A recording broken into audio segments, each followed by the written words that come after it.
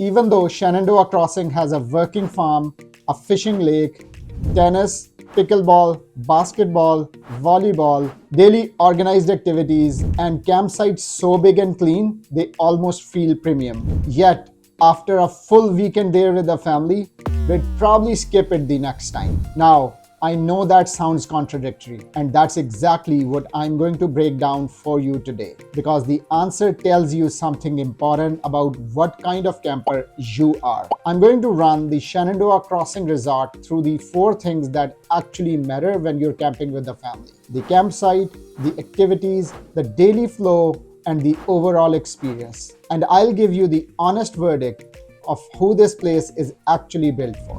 Welcome back to Chai in Camper.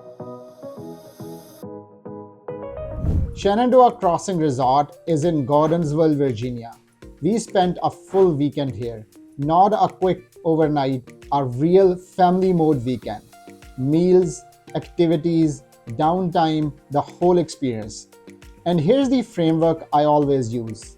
A good campground has to pass 4 tests: the campsite test, the activities test, the flow test, and most importantly, would we come back here test.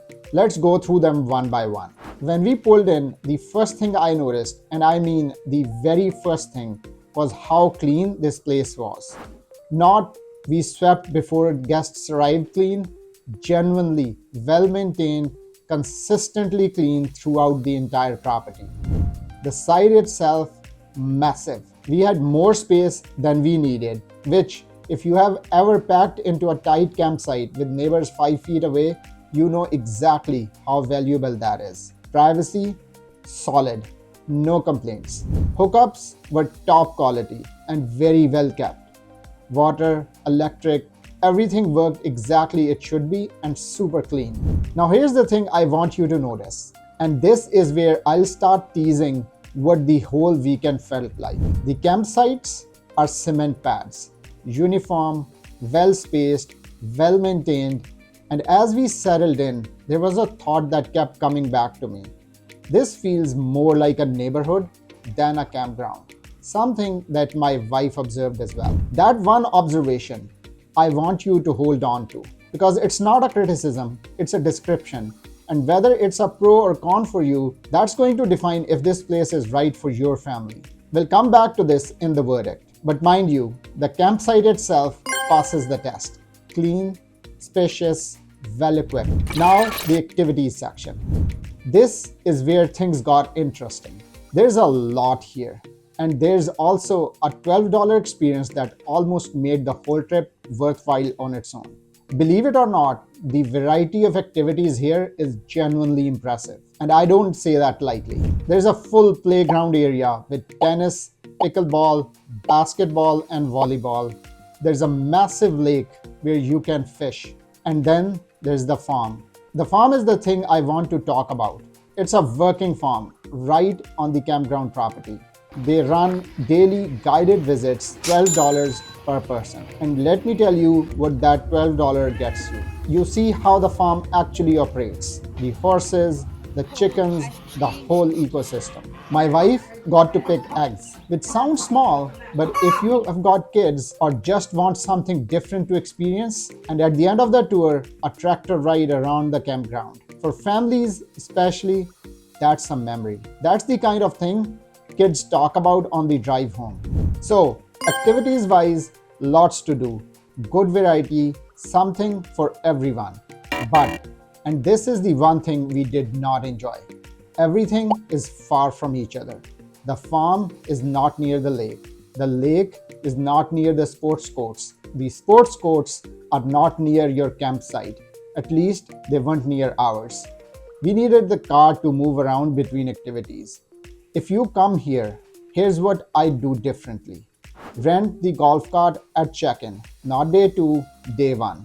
It changes the experience completely. The farm visit is a must-have. It's totally worth it. And if you have kids who like to fish, try booking a campsite close to the lakeside of the property. That's the planning intel I wish I had before we arrived. Alright, food and daily flow. This is where the campground actually surprised us a little. And it's where the slow down feeling either clicks for you or it doesn't. Here's what the campsite infrastructure looks like for cooking. Every site has a barbecue grill and a sink right there on your pad. We brought our own grill like we always do and used it for most meals, burgers, the works. But the fact that the sink is right there, that's a detail that makes your daily life noticeably easier. Cleanup is simple. Trash cans are distributed throughout the campground, so there's no excuse for things to get messy. This is a well-run operation. It shows in the small details. Food and daily flow works well. Straightforward setup, easy cleanup, good space. So with all of that on the table, the farm, the lake, the activities, the meals, the pace, here's the actual verdict. But before I give you the final verdict though, if you're finding this useful, hit subscribe. We do this honest engineering clarity review on exactly this kind of thing. Campgrounds, gear, RV costs, real family experiences. No highlight reels, just the full picture. Alright, let's talk about whether Shenandoah Crossing is actually worth your time. Let me give you the straight up pros and cons, and then I'll talk about who this campground is and is not for. What works? Activities, genuinely wide variety. Sports, farm, fishing, playgrounds. Something for every age.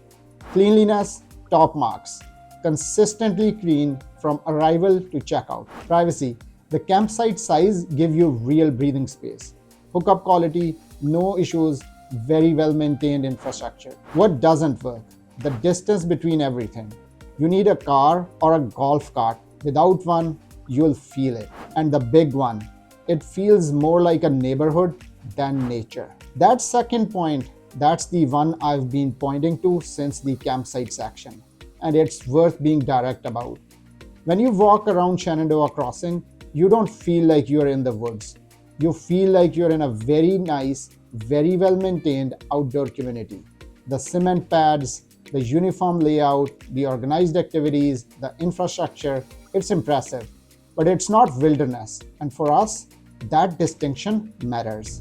So here's how I'd frame this for you. Shenandoah Crossing is not for families who want to feel like they're surrounded by nature. If your version of a good camping trip involves trees and the feeling of getting away from the grid, this place isn't for you. But it is for the families who want a structured, activity-rich experience in a clean, safe environment, and who don't mind the logistics of getting between those activities. Think of it this way: if your kids need things to do, organize things, a schedule, a farm tour, volleyball after breakfast, this campground delivers really well. For us, we are looking for something a little closer to nature next time. The neighborhood feel is not what we were looking for.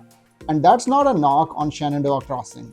It's just an honest answer to the question, who is this campground built for? If you do decide to go, book a golf cart from day one, do the farm tour, request a campsite near the lake, and go in knowing exactly who this place is for. As always, thank you so much for watching, and I'll see you in the next one.